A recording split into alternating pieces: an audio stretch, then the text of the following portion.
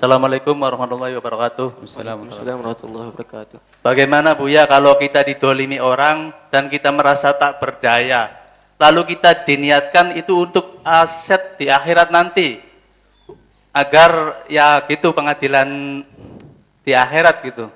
Gitu saja. Wassalamualaikum warahmatullahi wabarakatuh. Bismillahirrahmanirrahim. Baik, yang pertama adalah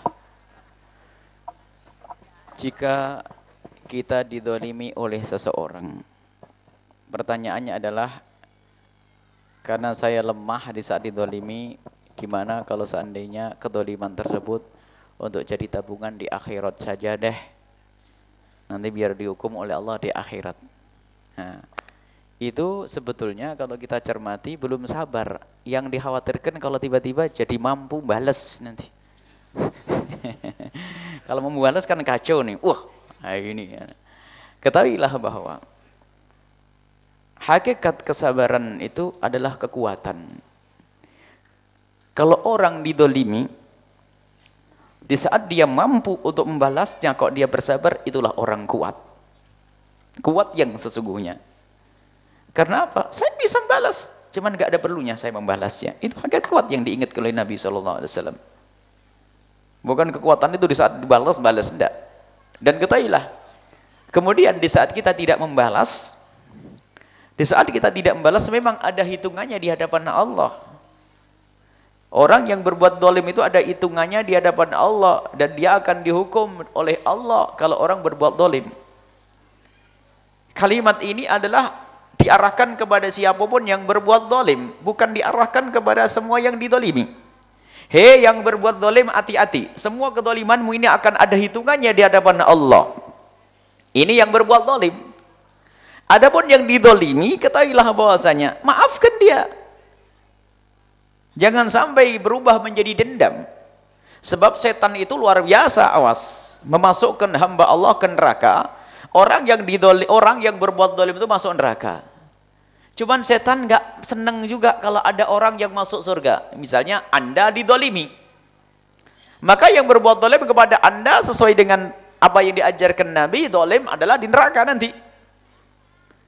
Tapi setan pun nggak mau diem. Anda yang didolimi pun harus masuk neraka, kata setan. Caranya gimana? Balas gak mampu. Ya jangan balas, kalau kamu balas gak mampu malah kamu dibunuh nanti. Terus gimana? Ya pokoknya marah aja deh. Nanti besok pergi kampung sana gunjing, ngomongin kayaknya gunjing atau fitnah dan seterusnya. Ada dendam di dalam hati, iblis masuk ke sini. Akan tapi pendidikan dari Al-Quran bagaimana di saat kita didolimi adalah wal kadhiminal ghaidha, menahan amarah. Ini baru hebat, dan Nabi adalah contoh paripurna. Contoh yang paling sempurna adalah Rasulullah. Di saat didolimi bagaimana Nabi SAW. Kita didolimi berusaha, dan harus kita yakini ini. Dan maafkan dia. Jangan sampai dihukum oleh Allah di akhirat nanti. Dia adalah umat Nabi Muhammad SAW. Kita tidak rela dia masuk neraka.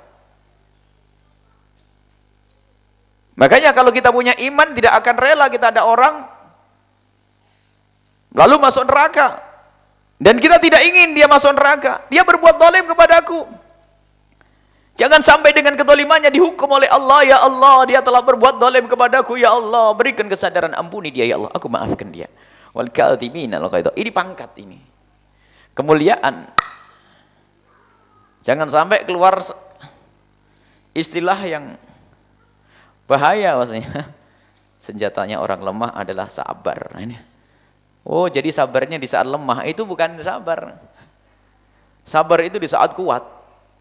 Saya kuat membalasnya, tapi saya tidak perlu membalasnya. Dan memang ada hitungannya di hadapan Allah. Cuman jangan minta perhitungan nanti di akhirat, kasihan dia. Mahkamah akhirat mengerikan. Nah, kalau bahasanya begini, aku maafkan dia, semoga kedolimannya akan menjadi tabunganku di akhirat, itulah kemuliaan. Aku maafkan dia. Sudah. Dia berbuat dolim, mengambil hartaku, mencaciku, mengolokku, aku maafkan ya Allah. Dan memaafkan yang sesungguhnya, tetap kita perilaku baik dengannya. Nah, nanti ada hitungannya di hadapan Allah. Allah akan berikan kepada kita pahala yang berlipat nanti. Luar biasa, dan itu kaget. Sehingga di dalam Al-Quran bagaimana jika ada orang berbuat salah kepada kita, berbuat dolim kepada kita, mula-mula adalah wal kadhiminal ghaidha, menahan amarahmu, jangan kau luapkan dengan membalas dia atau seterusnya. Enggak. Wal kadhiminal ghaidha. Berat. Karena telah didolimi. Setelah wal kadhiminal ghaidha, menahan amarah yang bergolak di dalam hatinya diredam. Enggak cukup. Sebab kadang marah yang tersembunyi itu akan disimpan numpuk, nanti meledak suatu ketika. Enggak bisa. Pendidikan dari Al-Quran sempurna. Wal afina anin nas. Enggak, aku hapus. Aku maafkan dia. Keluar tuh. Tidak disimpan. Kadhim disimpan dulu. Setelah disimpan, jadi tertib. Jadi Allah itu ngajari dengan cara bertahap. Allah, mikir tuh, ya Allah kurang ajar bener, tapi mau maafin, mau saya maafin, tapi kurang ajar bener tuh. Maafin, tapi kurang ajar bener, tetap diulang-ulang, maklum. Ya, tapi sadar dia. Ya, makanya kadhiminal ghaidha, ditahan. Setelah itu memaafkan wal afina anin nas, baru masuk memaafkan. Dan ternyata memaafkan itu mencabut akarnya. Akar permusuhan dan akar kebencian itu memaafkan, tapi belum dibersihkan itu nanti.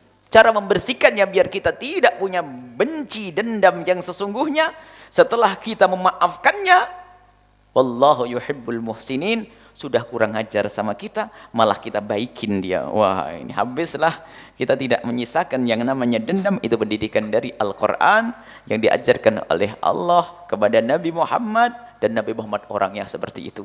Jadi kalau didolimi sama orang mah enteng, Bu, kunci pengkabulan doa. Ibu kan pusing selama ini doanya nggak dikabul-kabul, maka mumpung lagi didolimi senyum, dikirim saat untuk dikabul doaku. Cuman jangan doain yang jelek. Ya Allah, yang kurang ajar kepadaku itu berikan rizki yang banyak, karena dengan kekurangan ajarannya doaku akan kau kabul ya Allah, gitu loh. Jadi subhanallah, pendidikan kemuliaan yang sesungguhnya kepada siapapun ya. Memaafkan, membuka hati yang lapang. Jadi jangan disimpan dendam, nanti ya di neraka, di akhirat. Wah, ini berarti hatinya dendam itu, karena tidak bisa membalas di dunia, ngancamnya di akhirat ya. Maafkannya mana memaafkannya? Dia kan umat la ilaha illallah, umat Nabi Muhammad tuh hadir maulidan bareng sama kita. Masa kita rela dia masuk neraka? Bahkan mungkin saudara kita, masa kita rela dia masuk neraka? La yu'minu ahadukum hatta yuhibba li akhihi ma yuhibbu li nafsihi. Kalau kita tidak senang masuk neraka, ya tentu saudara kita jangan boleh masuk neraka. Maafkan, ambil dengan kelembutan sampai dia tidak berbuat dolim kepada kita.